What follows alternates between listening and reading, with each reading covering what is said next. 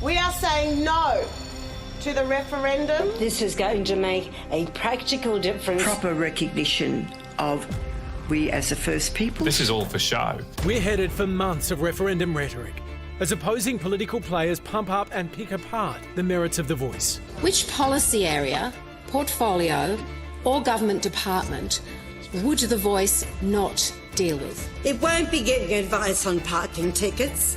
It won't be giving advice on changing Australia Day. Order, members on my left. It will not be left. giving advice on all of this, all of the ridiculous things that this side has come up with. The mechanism bill passing the Senate yesterday. The ayes 52 and the noes 19. A step forward in a long journey, being marked by another long walk from Melbourne to Canberra by the former AFL great, issuing an invitation to Peter Dutton to join in. We don't agree or disagree on things, but I think this is more than that. You know, I think if we're ever going to make a step forward as a country, it's this year and the Yes campaign. Punish politicians that ignore our advice. Liberal Senator Jacinta Nampijinpa-Price attacking one of the architects, claiming democracy is in danger, while vocal No campaigner Lydia Thorpe also fronted the media, taking the issue of treaty right to the top. We want to have a conversation with the so-called other sovereign who apparently lives in another country and apparently is named the King. And this voice is not going to make any difference to us. We just got to do something better. So what happens now? The PM will name a date for the referendum sometime between August and December. Pamphlets summarising the Yes and No campaign cases will be issued. Then we vote. The referendum needing a double majority to pass. That means a majority of people in a majority of states. As the voices of opposition grow louder, Yes campaigners remain confident the referendum will set things right. That's been the missing ingredient over all these generations, where the government of the day, irrespective of political persuasion, reckons they know better than blackfellas. It's been a torrid fortnight in Canberra with bitter recriminations over the treatment of women. Labor losing its first vote in the Senate, the country on the brink of possible recession, and now divisive arguments surrounding the referendum. So, is the government's honeymoon finally over? Prime Minister Anthony Albanese joins us now. Prime Minister, for those outside Canberra, the past couple of weeks haven't seemed our Parliament's finest. You pledged to change the way we do politics in Australia, but surely that's not it. Oh, certainly it hasn't been Parliament's finest weeks. And certainly when it comes to Senator Van, I wasn't aware he was here in the first place, and I'd be very comfortable if he never returned. All right, let's talk the voice. We don't know exactly how it will work yet, and you seem to be asking people to vote based on trust. So why should we?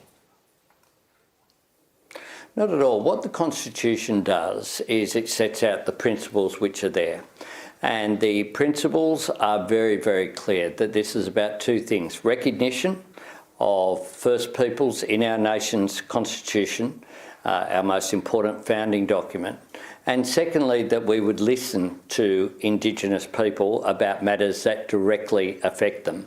Now, we know, and we've made it very clear, that it wouldn't be a body that would fund programs, it wouldn't have a right of veto over Parliament. The words that have been put forward and agreed to overwhelmingly by the House of Representatives and the Senate make it clear that there will be a voice that may give advice on matters relating to Aboriginal and Torres Strait Islander people. And thirdly, though, importantly, the Parliament will determine the functions, the operation, the structure of the voice. This is simply an advisory body that will enable, though, First Nations people to be able to put forward practical issues of education, health, housing, incarceration rates. We know that the gap between Indigenous and non-Indigenous Australia is big. It's an 8-year life expectancy gap. And we need to do things better. And we know that if you involve people who are directly affected, you will get better outcomes. And that's what the voice is about. Albo, I think I'm more across the arguments for the voice, more than most people, because I work in this job, I'm consuming the news. But even I still don't really understand a lot of it. Do you get how confusing this is for most people? Oh, people will focus over coming months on this, but it's up to us to put forward the very clear arguments. This isn't something that's come from Canberra. This has come from Indigenous people themselves who had discussions with thousands of Aboriginal and Torres Strait Islander people. There were then delegates to the First Nations Constitutional Convention at Uluru 6 years ago now, in 2017. And they decided that they wanted constitutional recognition that's been spoken about since last century, but not advanced. They wanted constitutional recognition, but they wanted it in a form whereby they got listened to in the future about the matters that affect them. And that is all it is about. You'll see a whole lot of complexity and raised and red herrings raised in coming months. But it's a pretty simple proposition, really, that there be a body which would give advice to government, and that is something that is aimed at. That's the means. The ends is, how do we close that gap on health and life expectancy, infant mortality, on all of those issues? So just one statistic. When it is the case that for a young Indigenous person has a greater chance of going to jail than going to university, we can't just keep doing things the same way. And this won't impact most Australians, their lives at all. But it just might make a difference for the most disadvantaged group in Australian society. Prime Minister, as you say, Australians now starting to turn their attention to this. I want to just put some quick questions to you to see if you can, I suppose, clarify it for so many of us. How many people will there be sitting on the Voice to Parliament if it gets up?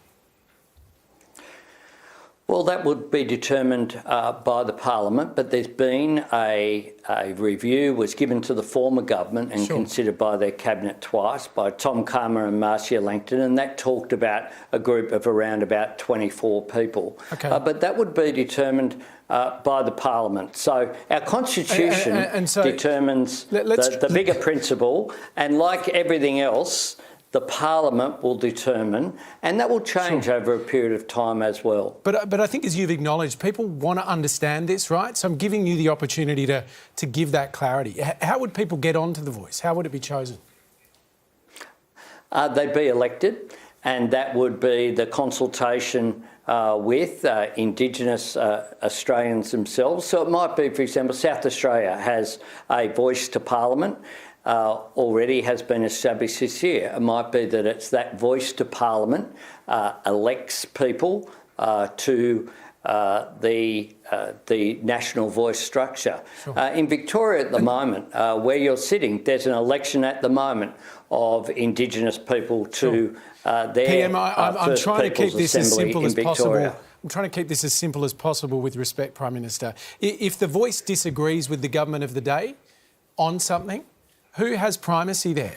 If you get that advice, it says do one thing, so the government overrules it.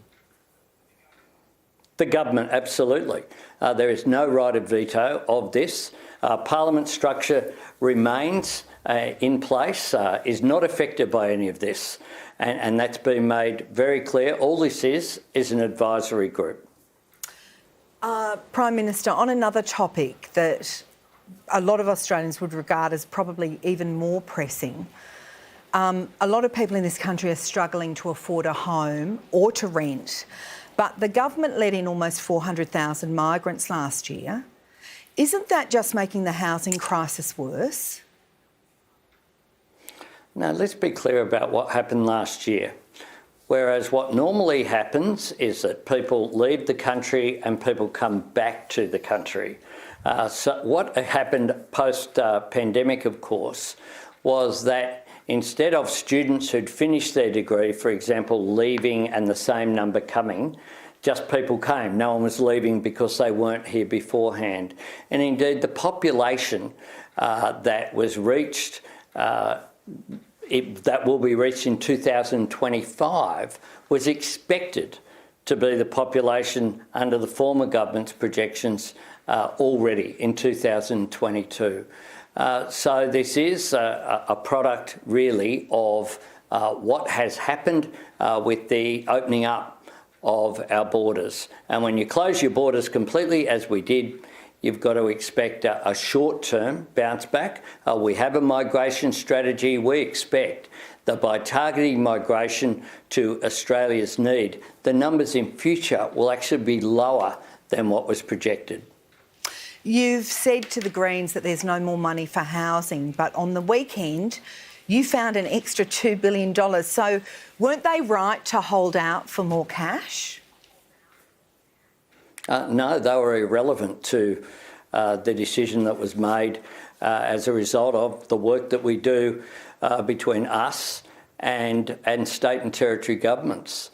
And we've been working that through. I've always said, I'm a supporter of public housing. I've always said that when possible we would put more funding in, and because of the government's responsible budgeting, where we're producing a forecast budget surplus, we were in a position to bring that forward. What the Greens have done, and they did it again just yesterday, the Greens and the Liberals and Nationals are voting against additional funding, a $10 billion Housing Australia Future Fund, which will produce 30,000 additional social housing units over the next, and affordable housing over the next 5 years, including 4,000 reserved for women and children escaping domestic violence, including funding for veterans at risk of homelessness, and including those in Indigenous communities, in remote communities, for repair of that housing. The fact is that if you support public housing, you should vote for the Housing Australia Future Fund, and I don't know why it is that the Greens and the Coalition have combined to oppose that bill, not once now, but twice. All right, Prime Minister, thank you so much for your time this evening. Appreciate it.